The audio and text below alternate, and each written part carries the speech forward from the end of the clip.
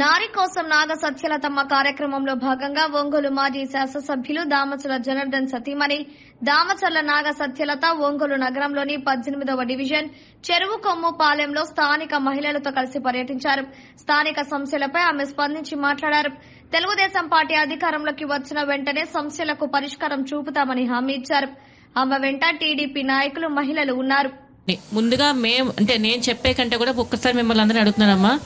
ఇప్పుడు కూడా మీరు ఉన్నారు కదా, చూసారు కదా 2014 నుంచి 19 వరకు జనార్దన్ గారు ఏం చేశారు, 19 నుంచి 24 వరకు మీ ఊరికి ఏం జరిగిందో ఒక్కసారి చెప్పండి అమ్మా.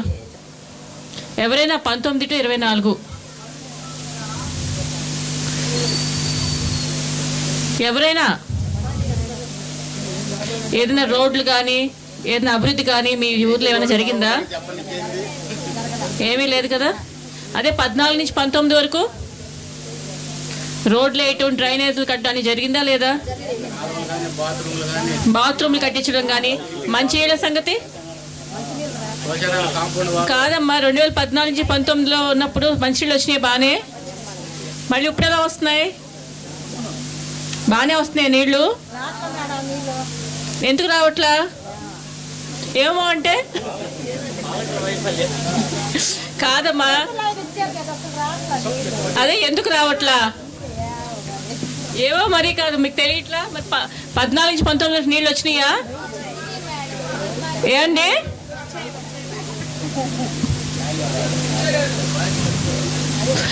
ఎందువల్ల?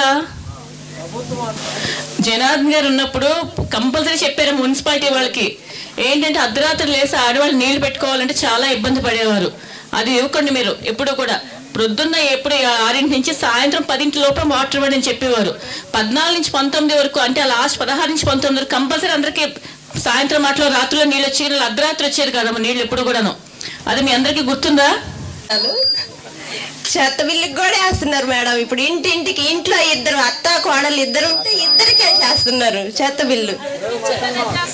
మళ్ళీ పింఛన్లో కట్ చేసి పాపం వాళ్ళని ఇబ్బంది పెట్టేస్తున్నారు. అట్లానే కాలువలు కూడా సరిగా తీయట్లేదు, మేము చెప్తేనే తీస్తున్నారు, తీసి కూడా ఎత్తట్లేదు మళ్ళీ వాటిని. ఆ కోలు ఆడే ఉంటుంది. అట్లా గ్యాస్ కూడా బాగా రేటు పెంచేశారు. కందిపప్పు కూడా 270 రూపాయలు చేశారు.